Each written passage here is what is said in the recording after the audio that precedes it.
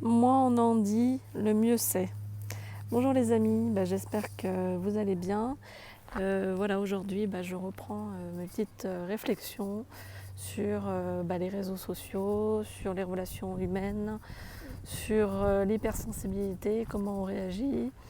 Parce qu'en fait, voilà, je remarque que sur les réseaux sociaux, Facebook surtout, principalement Facebook, quand on met des choses, souvent c'est des images humoristiques, parfois c'est des réflexions un peu plus profondes, parfois c'est des remises en cause de ce qui se passe actuellement, il y a de quoi. C'est souvent c'est bien pris, souvent les gens comprennent ce qu'on veut dire, d'où on vient, et souvent il n'y a que des gens qui pensent comme nous qui en général réagissent. Et puis parfois, il y a des gens qui ne pensent pas comme nous, ou du moins qui n'ont pas bien interprété notre intention et qui pensent que on critique le système à longueur de journée. Et ça, c'est pas forcément l'intention de départ. Voilà. Et du coup, les gens ne comprennent pas notre point de vue. Je parle de la famille et des amis. Et c'est vrai que c'est problématique pour une hypersensible. C'est vraiment problématique. L'hypersensibilité fait qu'on est submergé d'émotions. On a du mal à prendre du recul. On prend les choses directement dans la face, dans le cœur, si c'est quelque chose de très personnel. Les gens ne comprennent pas que l'on puisse être démoli par des réflexions, puisque souvent les gens s'imaginent que on prend du recul, que c'est juste des réflexions, c'est simplement des avis différents. Mais quand les avis sont vraiment différents et que l'on se sent remis en question, c'est très très douloureux.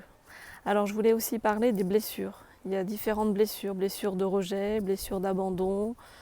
Voilà. Et c'est vrai que blessures d'injustice, voilà, ces trois blessures-là, principalement, sont touchées. Ce sont des points qui sont touchés chez les hypersensibles.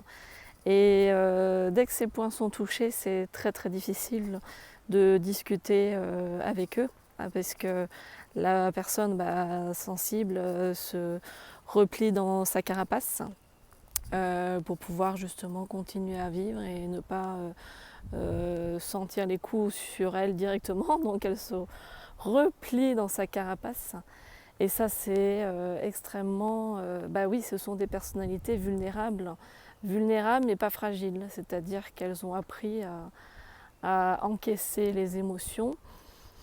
Et donc, elles ne sont pas fragiles dans le sens où elles peuvent, avec le temps, prendre de la distance et comprendre que c'est leur hypersensibilité, leur blessure de rejet, d'abandon ou d'injustice qui font qu'elles réagissent parfois violemment, parfois elles se renferment sur elles-mêmes, parfois, oui, effectivement, il peut y avoir des rejets du coup de l'autre, puisque ce qu'on nous fait souvent à nous-mêmes, on le fait aux autres. Donc voilà. Voilà un petit peu ce que je voulais vous dire sur le moins on en dit, le mieux c'est, pour être pour rester un peu dans sa zone de confort et puis pour ne pas justement en prendre dans la tête. Donc c'est évidemment discutable, mais ça peut aider beaucoup d'hypersensibles à passer des caps difficiles. Par exemple, en ce moment, c'est le confinement, enfin la fin du confinement qui va arriver. Et c'est vrai que il faut pouvoir supporter d'être confiné chez soi, de ne pas pouvoir avoir des relations sociales avec les autres, avec ses proches surtout. Et du coup, ça peut encore plus meurtrir la personne et la rendre encore plus hypersensible.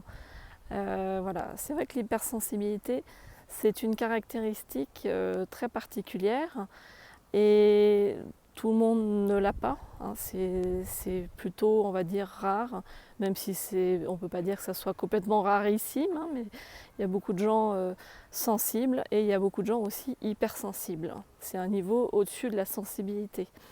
Voilà. Après, les gens qui ont une carapace ont aussi une sensibilité, hein. Ce n'est pas attribué aux seuls hypersensibles, hein, la sensibilité, heureusement.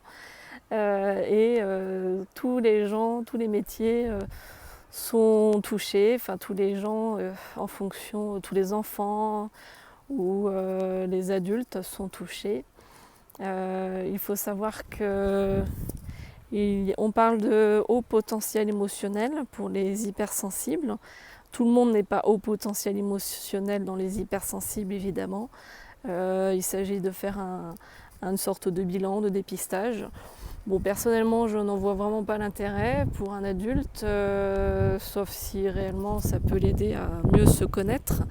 Et pour un enfant, c'est à la demande des parents, savoir comment ils le sentent ou pas.